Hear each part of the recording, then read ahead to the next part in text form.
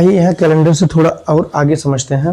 यहाँ जैसे कह रहा है 10 से 3 दिन बाद, 10 के 3 दिन बाद, तो 10 के 3 दिन बाद की बात करें तो यहाँ पर 10 दिन 13 दिन हो जाएगा। कितना हो जाएगा? 13 दिन।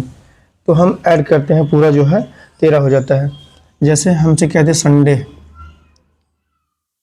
संडे के 3 दिन बाद, 3 दिन बाद, तो यहाँ पर हम क्या करते हैं? संडे, संडे से प्लस 3 दिन आगे करते हैं, यानी कि मंडे, ट्यूसडे, मंडे, संडे, रविवार, सोमवार, मंगलवार, बुधवार, ये आपका हो जाएगा वेडनेसडे। यहाँ पर ये आपका वेडनेसडे हो जाता है। लेकिन अगर यहीं कह दे जो है 10 से जो है तीसरा दिन, 10 से तीसरा दिन, 10 से तीसरा दिन, ये 10 से तीसरे दिन की बात करेगा तो यहाँ पर हम क्या करेंगे? 10 + 2 करेंगे। 10 से तीसरे दिन का मतलब यहाँ पर 12 होता है। लेकिन अगर यहीं कह दे संडे से, संडे से तीसरा दिन, सॉरी, संडे से जो है तीसरा दिन, संडे से तीसरा दिन, तो यहाँ पर जो है हम यहाँ अगर संडे के 3 दिन बाद कहते हैं तो 3 प्लस करते हैं, लेकिन यहाँ संडे से तीसरा दिन कह रहा है तो यहाँ पर क्या करेंगे? संडे + 2, संडे + 2 में मंडे, और ये आपका आ जाएगा ट्यूसडे। ये आपका क्या आ जाएगा? ट्यूसडे। तो ये भी हम समझेंगे। अगर के बाद कहते हैं तो 3 दिन प्लस करते हैं, अगर तीसरा दिन कहता है तो उससे 1 दिन कम करके जो है हम जोड़ते हैं। उसके बाद जो है दिनों की, अतिरिक्त दिनों की संख्या हम निकालेंगे कौन सा दिन आता है। यहाँ पर देखिए हमारे पास क्वेश्चन दिया हुआ है, यदि बीते हुए कल से 10 दिन पहले सोमवार था, तब आज से 5वां दिन कौन सा होगा? तब आज से 5वां दिन कौन सा होगा? तो हम आपको पहले ही बता चुके हैं। ये जो कल होता है, कल के लिए हम 1 लिखते हैं, और यहाँ पर ये 10 दिन दिया हुआ है, 10 दिन इसको लिख लेते हैं। ये 5वां दिन का मतलब 1 दिन कम। अगर 5 दिन बाद कहा था तो हम 5 पूरा जोड़ते, लेकिन 5वां दिन कहा है तो 1 दिन कम। यहाँ पर हम देखेंगे ये आपका आएगा 15। तो 15 में हम जब 7 से भाग देंगे, ये आपका कितना आएगा? 1। एक क्या है? आज से 5वां दिन, यानी कि बाद की बात कर रहा है, तो +1। ये सोमवार में 1 दिन आपका जुड़ जाएगा। सोमवार में 1 दिन जोड़ देंगे तो ये कौन सा दिन होगा? ये आपका सोमवार +1, ये आपका आ जाएगा मंगलवार। यही आपका आंसर हो जाएगा।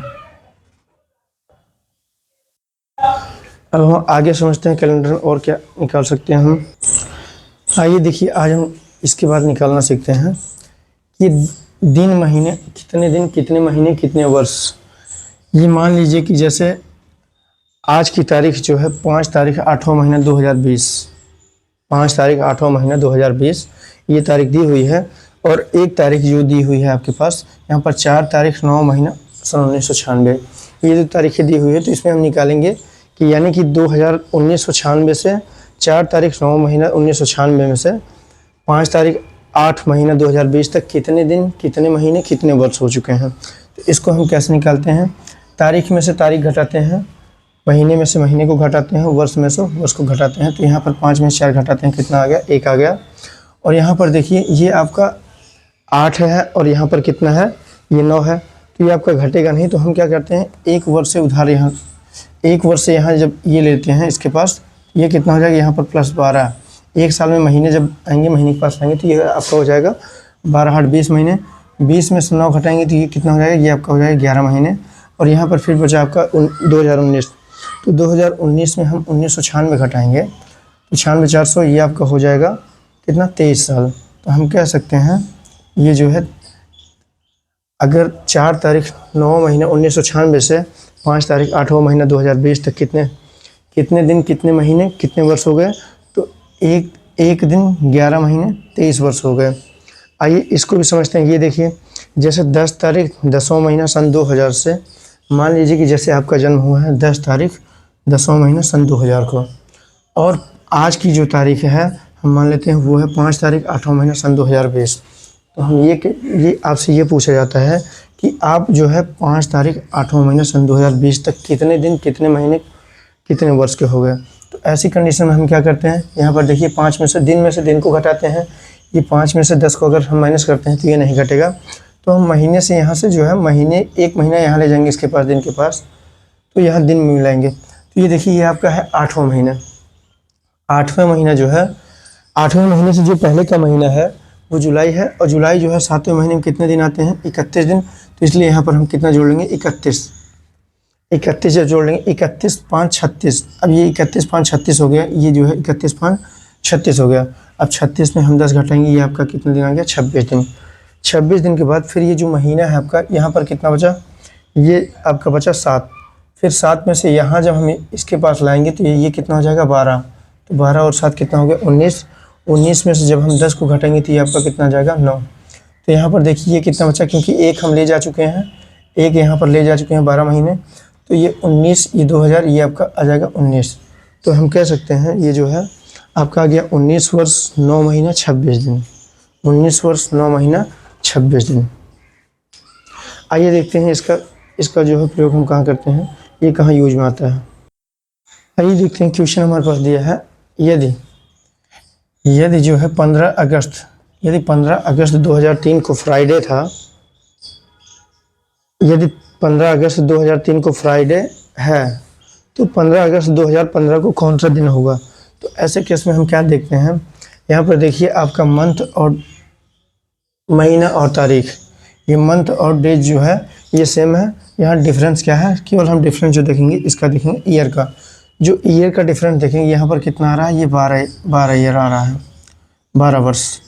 तो 12 वर्ष में हमें ये भी पता करना है कि यहाँ पर जो है 12 वर्ष में कितने ऑड डेज होंगे। तो 12 वर्ष में ऑड डेज विषम दिन निकालने के लिए हम क्या करते हैं, सबसे पहले पता करते हैं कि 12 वर्ष में कितने विषम दिन हैं, 12 वर्ष में कितने लीप ईयर हैं। 12 वर्ष में कितने लीप ईयर हैं, तो यहाँ पर आप जान सकते हैं 12 वर्ष में कितने लीप ईयर होंगे। जैसे 2003 के बाद आपका जो है 2004, 2004 के बाद 2008, 2008 के बाद 2012, ये आपके 3 लीप ईयर हैं। यहाँ पर हम 4 से भाग देके पता कर सकते हैं। तो हम कह सकते हैं ये 12 वर्ष में आपके 9 जो है साधारण वर्ष और 3 जो है लीप वर्ष।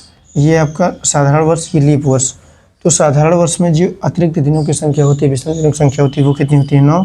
यहाँ 9 दिन हो जाएंगे। और जो लीप ईयर में अतिरिक्त दिनों की संख्या होती है, क्योंकि लीप ईयर में जो है 366 दिन होते हैं, 366 में हम 7 से भाग देते हैं, तो यहाँ पर कितना आता है? +2 आता है। तो यहाँ पर जो अतिरिक्त दिनों की संख्या आती है वो कितना आएगी? +2। तो यहाँ +2 अतिरिक्त दिन, तो यहाँ पर कितने 3 वर्ष में कितने हो जाए? 6। तो ये आपका देख सकते हैं ये 15 दिन आ गया। तो हम ऐसा ना करके ये करते हैं, जितने भी लीप ईयर होते हैं केवल उसी को जोड़ लेते हैं। तो यहाँ पर कितने लीप ईयर थे? 3 लीप ईयर। तो यहाँ पर 12 3 15, ये जो आपका 12 3 15, जो अतिरिक्त दिन आ गए हमारे पास कितने आ गए? 15। अब हम 15 में अगर 7 से भाग देते हैं तो कितना आता है? +1। ये +1 हम फ्राइडे से एक दिन आगे जाएंगे, फ्राइडे +1 करेंगे तो ये आपका क्या आ जाएगा? सैटरडे। ये आपका कौन सा दिन आ जाएगा? सैटरडे। तो यहाँ से हम इसको भी निकाल सकते हैं। आइए हम कुछ क्वेश्चन और देखते हैं। जैसे कि हमारे पास दिया है 10 जनवरी 2010 को अगर सैटरडे है, तो 10 जनवरी 2029 को